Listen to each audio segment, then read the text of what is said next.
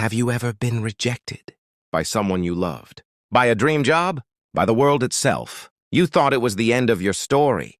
Pero minsan rejection isn't the ending. It's the redirection. Because what if I told you this? Rejection, when used with reverse psychology and Stoic mindset, can become your greatest advantage in life? Today, let's talk about the 10 ways to use rejection as power, not pain. We live in a world obsessed with acceptance. We chase likes, validation, approval from the people we love, from society, from strangers online. Kaya kapag naramdaman natin yung rejection, parang may sumaksak sa puso, we question our worth, our abilities, even our purpose. Bakit hindi ako pinili? Bakit ako iniwan? Bakit hindi ako sapat? The mind spirals. We treat rejection as proof that we failed. But in Stoic philosophy, rejection is never about you.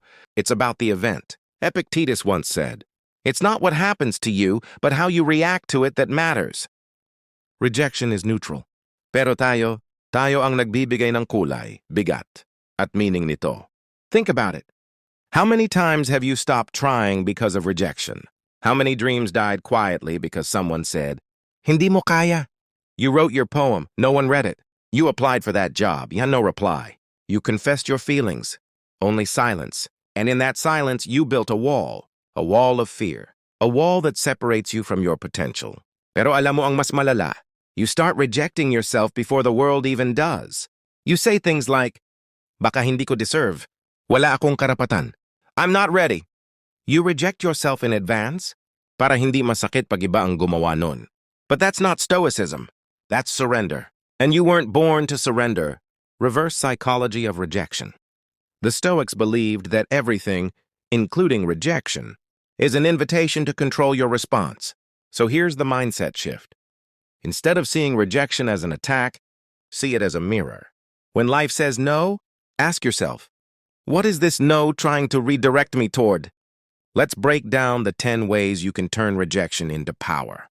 Through the lens of Stoic reverse psychology, rejection is redirection. Imagine you're a sailor in open sea. A storm blocks your path. You can curse the wind, or you can use it to change direction. When someone rejects you, it's the universe whispering, "Not here, there." Marcus Aurelius once wrote, "The impediment to action advances action. What stands in the way becomes the way." The Stoic way isn't to fight rejection, but to flow with it. Every no hides a better yes waiting down the road. Rejection builds detachment. Rejection teaches you one of the hardest Stoic lessons, non-attachment. Because truth is, you never really own anything. Not relationships, not success, not people's approval. When something or someone says no to you, it's not loss. It's just the universe reminding you. Nothing is permanent. The less you cling, the freer you become. Rejection tests your discipline. Stoicism isn't about emotionless living. It's about mastering yourself despite emotion. So when you get rejected, don't run to self-pity. Run to self-mastery. Ask, what can I control here? Answer, only your reaction. That moment of rejection is your training ground. It's the gym where your resilience lifts its first weight. Rejection sharpens perception. Quiet, reflective tone. Most people see rejection as a wall, but Stoics see it as a lens, a way to see yourself clearly. You applied for something and got rejected? Maybe it's feedback. Maybe your timing, your approach, your intention needed refining. It doesn't mean you're not enough. It means you're being sharpened, like a sword that needs friction before it can cut clean. Rejection strengthens identity. The more rejection you face, the clearer you become about who you are. Because each rejection removes a mask. The mask of pretending to be liked. The mask of pleasing everyone.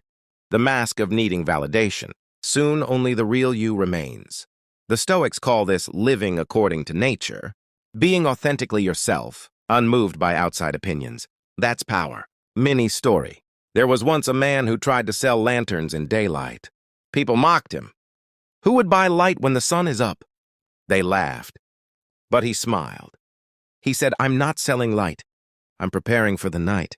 Months later, when darkness came, his lanterns sold out. The world rejected him until it needed him. So remember, sometimes rejection just means the world isn't ready for your timing yet. Rejection builds emotional immunity. Every time you survive rejection, you develop something rare, emotional callus. Like hands that have worked hard, your heart becomes steadier. You stop breaking easily. This is the Stoic apatheia. Not apathy, but calm strength. You still care, but you no longer crumble. Rejection teaches you empathy. When you've been rejected, you understand pain, and that gives you compassion. You learn how to handle others with gentleness. You stop mocking, judging, or looking down, because you know what it feels like to not be chosen. And that makes you kinder. In Stoicism, kindness isn't weakness. It's control over cruelty. Rejection reveals true motivation. Ask yourself, why do you really want it? For approval or for purpose? Rejection strips away shallow motives. If your desire is true, you'll keep going. If it's not, it fades. That's clarity, not failure. Rejection trains gratitude. You only appreciate acceptance when you've known rejection. You only value peace when you've battled chaos. The Stoics taught, remember how brief is the gift of life. Be grateful for everything. So when rejected, don't say, why me? Say, thank you for the lesson. Gratitude turns every fall into growth. Rejection prepares you for greatness. Every Stoic hero, every philosopher, every visionary faced rejection. Socrates was condemned. Seneca was exiled. Marcus Aurelius was hated by his own people at times. Yet they didn't complain. They accepted rejection as part of the path because they knew greatness isn't found in applause. It's forged in silence. Proof. The Stoic way in action. Let's look at modern examples. Steve Jobs was fired from Apple, the company he founded. That rejection led to Pixar next and ultimately a stronger return to Apple years later. J.K. Rowling was rejected by 12 publishers. Now she's one of the most read authors on Earth. Even Seneca himself was exiled by the emperor.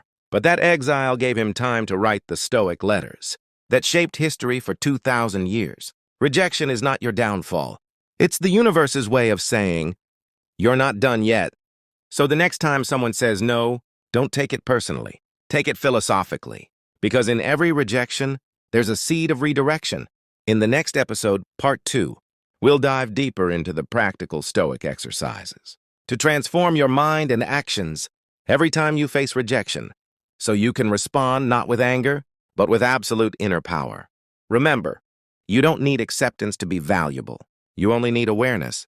Because rejection doesn't define you, it refines you. Soft outro music fades in. If you felt this message hit home, drop a still rising in the comments, and don't forget to subscribe, because Part 2 will teach you how to use Stoic practices to turn emotional pain into unstoppable peace.